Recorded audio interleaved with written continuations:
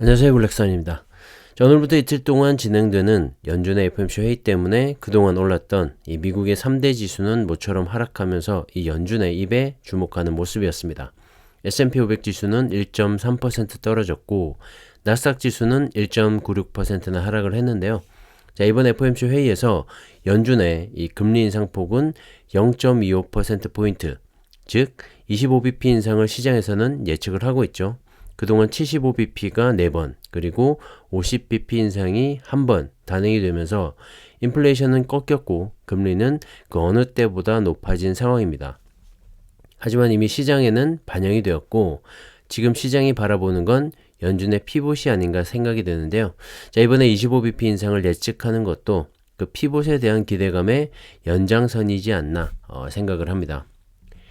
사실 올 들어서 지난 27일까지 다우지수는 2.5% 올랐고 S&P 500 지수는 6% 상승, 그리고 나스닥 지수는 11%나 급등을 보이면서 피봇에 대한 기대감이 어느 정도는 반영이 된 건 사실이죠. 자, 그렇기 때문에 오늘부터 시작되는 연준의 FOMC 회의를 앞두고 다소 관망세로 접어든 모습이고요. 그동안 올랐던 상승분에 대한 이익 실현 욕구도 어느 정도는 있었겠죠. 그리고 또 하나, FOMC 회의 결과 25bp 인상을 단행을 한다고 해도 그 뒤에 있을 파월 의장의 올 한 해 동안 이 시장에 대한 전망, 그리고 그런 연설이 부담이 되었던 것도 사실일 겁니다.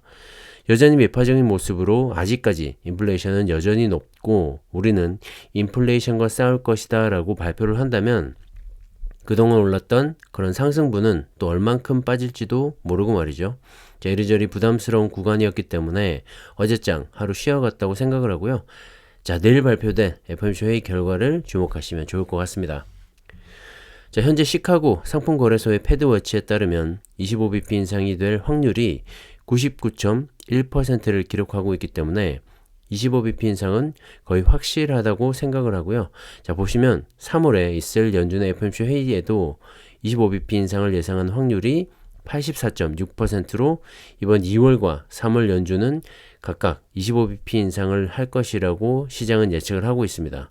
자, 이번에 25bp 인상을 하게 되면 4.5에서 4.75%까지 올라가게 되고 3월에도 25bp를 인상하게 된다면 4.75에서 5%까지 기준금리가 올라가게 되는 거죠.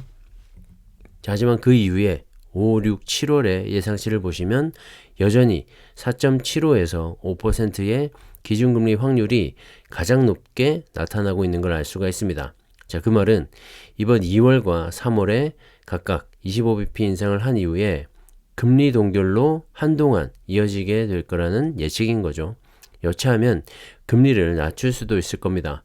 시장 상황에 따라 연준에서 결정을 하게 되겠지만 이미 꺾인 인플레이션과 경기 침체라는 양날의 검을 손에 쥔 연준이 과연 어떤 선택을 하게 될지는 좀 더 지켜보면서 시장을 바라보시면 좋을 것 같고요.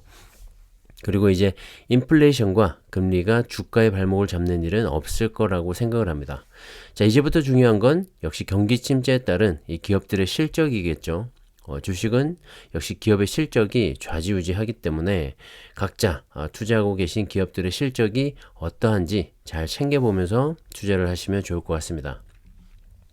자, 그런 관점에서 이 국내 2차전지 관련해서 양극재 기업들의 실적이 상당히 좋게 발표가 되고 있는데요. 양극재는 이 배터리 원가의 4에서 50%를 차지하는 그야말로 배터리의 핵심 소재라고 보시면 되는데 음극재, 전해질, 분리막과 함께 4대 핵심 소재 중에서 가장 높은 비중으로 정말 중요한 역할을 하고 있죠. 국내 배터리 업체는 NCM과 NCA와 같은 3원계 양극재를 통해서 배터리를 생산하고 있는데 자, 우리나라의 대표적인 양극재 기업 4인방이 있죠. 바로 LG화학, 포스코케미칼, 에코프로비엠, LNF인데요. 자, 북미 전기차 시장이 본격적으로 개화를 함에 따라서 완성차 업체인 GM과 포드, 스텔란티스 등이 배터리셀 기업들과 더불어서 이들 양극재 기업에 공을 들이고 있을 만큼 이들 기업들의 몸값은 앞으로도 계속 올라가지 않을까 생각을 합니다. 자, 먼저 포스코케미칼은 지난해 매출이 3조 3019억 원, 영업이익은 1659억 원을 기록했는데요. 자, 전년 대비 각각 66%와 36.3%가 늘어난 수치입니다. 자, 전기차용 배터리와 에너지 저장 장치인 ESS용 양극재 판매가 늘었고 광물 가격의 상승에 따른 이 판매 가격까지 오르면서 사상 최대의 실적을 올렸죠. 현재 연 생산량은 9만 톤 규모로 세계 최대인 전남 광양의 양극재 공장이 올해 가동을 시작했고 연 3만 톤 규모의 포항 양극재 1단계 공장 또한 올해 준공을 앞두고 있습니다. 그리고 LG에너지 솔루션과 GM의 합작사인 얼티엄 셀즈와 지난해 체결한 13조 7천억 원 규모의 이 하이니켈 양극재 공급도 올해부터 시작을 하기 때문에 앞으로 매출은 더 늘어날 수밖에 없는 상황이기도 합니다. 그리고 중국에서 화유 코발트와 합작 법인인 절광포화의 연간 양극재 생산 능력을 현재 5,000톤에서 2025년까지 35,000톤으로 늘리는 그런 증설을 진행 중에 있고 캐나다에서는 GM과 세운 합작 법인인 얼텀캠을 통해서 2025년 양산을 목표로 연산 3만 톤 규모의 양극재 공장을 짓고 있기도 하죠. 그리고 바로 어제 발표된 삼성 SDI와 올해부터 2032년까지 40조 원 규모의 하이니켈 양극재 공급 계약까지 앞으로 포스코 케미칼의 수주 잔고는 그야말로 어마어마하다고 말을 할 수가 있고요. 삼성 SDI라는 새로운 고객사까지 확보를 하면서 정말 퀀텀 점프를 할 수 있는 기회를 잡지 않았나 생각을 합니다. 최근의 주가는 가파르게 오르면서 다소 부담스러운 구간이긴 하지만 중장기적인 관점에서 투자를 생각한다면 정말 매력적인 그런 기업이지 않나 생각을 합니다. 조정시마다 꾸준히 모아가시면 좋을 것 같습니다. 자, 포스코 케미칼에 이어서 에코프로 BM 역시 지난해 매출 5조 3,569억 원, 영업이익은 3,825억 원으로 사상 최대 실적을 기록했는데요. 각각 전년 대비 260.6%와 232.5%가 증가를 한 수치입니다. 작년 한 해 동안 이 금리 인상으로 힘들었던 그런 시기임을 감안해 보면 정말 엄청난 성장을 했다고 볼 수가 있죠. 자, 올해는 지난해 1월 폭발 사고를 겪었던 충북 오창의 캠4를 재가동할 예정이고요.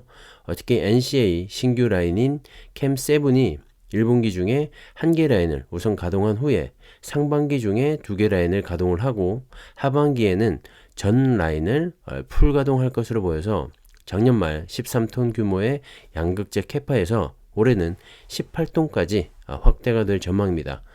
SK온에 공급하는 양극재는 현대기아차와 포드 그리고 삼성 SDI를 통해서 BMW와 리비안에 공급이 되고 있는데요. 자, 포드의 F150 라이트닝 차량의 연 생산 캐파가 2022년 4만 대에서 올해 3분기 15만 대로 확대가 되기 때문에 3분기 전후로 큰 폭의 출하량 증가가 예상이 되고 있고 BMW 역시 올해 전기차와 플러그인 하이브리드 모델의 판매 비중을 15%로 제시를 했는데 충분히 달성 가능하겠죠. 자, 에코프로 BM의 양극재 수요는 계속해서 늘어날 것 같고 특히 에코프로 BM은 2026년 55만 톤의 양극재 생산 능력 확보와 더불어서 2027년 목표 생산 능력 71만 톤과 판매량 60만 톤을 제시를 하면서 2027년까지 약 7조 원을 투자할 계획이어서 정말 중장기적인 성장에도 문제가 없어 보이고 이 전기차 판매 증가세에 따라서 정말 크게 성장해 가는 기업 중에 하나가 되지 않을까 생각을 합니다. 참고하시고요. 자, 다음은 LG화학인데요. LG에너지 솔루션을 분리하고 나서 배터리 소재 업체로 탈바꿈 중에 있죠. 올해도 양극재의 매출이 상당히 많이 늘어났는데 다만 이 석유 화학 시장이 불황이어서 전체적인 매출액과 영업이익은 크게 늘지는 않았습니다. LG화학은 지난해 52조 7,186억 원의 매출액과 3조 3,344억 원의 영업이익을 거뒀을 것으로 추정을 하고 있는데요. 전망대로 나온다면 매출은 전년 동기 대비 23.5% 증가를 했지만 영업이익은 33.6% 감소를 한 수치입니다.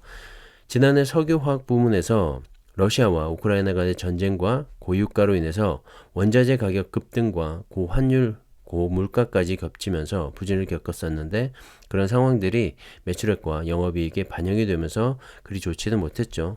하지만 이 양극재 부문에서 전년보다 3배 증가한 4조 5천억 원의 매출액과 영업이익도 4배나 증가를 한 7,300억 원을 거둘 것으로 추정이 되면서 앞으로 더 늘어나게 될 이 배터리 소재 부문의 성장이 LG화학의 미래를 밝게 하고 있지 않나 생각을 합니다. 80%가 넘는 이 LG에너지 솔루션의 지분을 통해서 배터리에 대한 투자도 함께 누릴 수가 있고, 자, 미국 시장 진출도 선언을 했죠. 올해 1분기 착공을 시작해서 2025년 하반기부터 양산에 들어갈 계획인데요. 4조 원가량을 투입을 해서 연산 12만 톤 규모의 이 미국 내 최대 양극재 공장을 지을 예정입니다. 자, 뿐만 아니라 북미 최대 리사이클링 업체인 라이사이클 지분을 확보를 하면서 폐배터리 시장까지 진출을 하게 됐고, 분리막과 응급재 실리콘까지 준비를 하고 있기 때문에 앞으로 중장기 투자를 고려했을 때 빼놓을 수 없는 정말 안정적인 투자처 중에 하나이지 않나 생각을 합니다. 참고하시고요.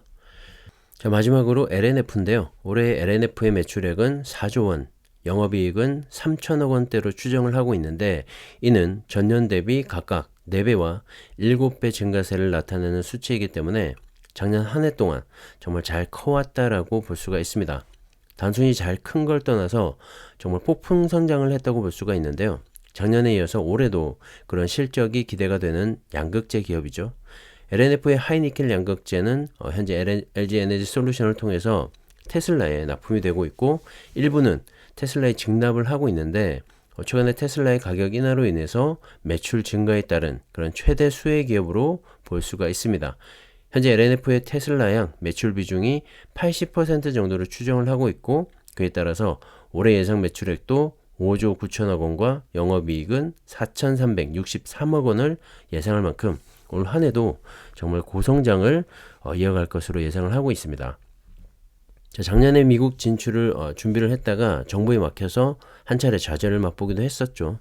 그 때문에 주가도 힘을 쓰지 못하고 있는 상황인데, 자, 하지만 그 이유를 살펴보면 외국에 유출되면 국가적 손실을 가져올 만큼 정말 중요한 기술력을 가지고 있기 때문에 다시 한번 보완을 통해서 해외 진출을 하라는 그런 차원에서의 진출 실패였기 때문에 LNF의 양극재 기술력은 국가에서도 인정을 한 셈이 된 거죠. IRA법을 통해서 미국에 진출을 할 수밖에 없는 상황이기 때문에 시간의 문제지, 이 LNF도 올해 북미 시장 진출을 다시 한번 공식화하지 않을까 생각을 합니다. 테슬라라는 전기차 선도 기업을 정말 주요 수요처로 가지고 있기 때문에 앞으로 LNF의 성장과 주가 상승도 기대를 해볼 만하고요.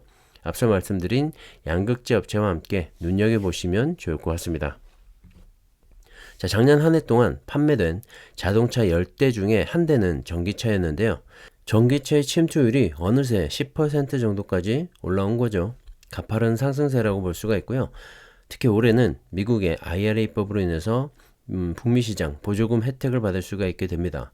자, 북미 시장에서의 폭풍 성장을 다시 한번 기대해 볼 수 있을 것 같고요. 자, 중국 전기차 시장과 유럽 시장 역시 계속해서 팽창해 가지 않을까 생각을 합니다. 자, 경쟁이 치열한 이 전기차 시장보다 전기차의 핵심인 배터리, 그 중에서도 양극재와 같은 핵심 소재 기업에 대한 투자로 정말 높은 수익까지 만들어 보시기 바라고요.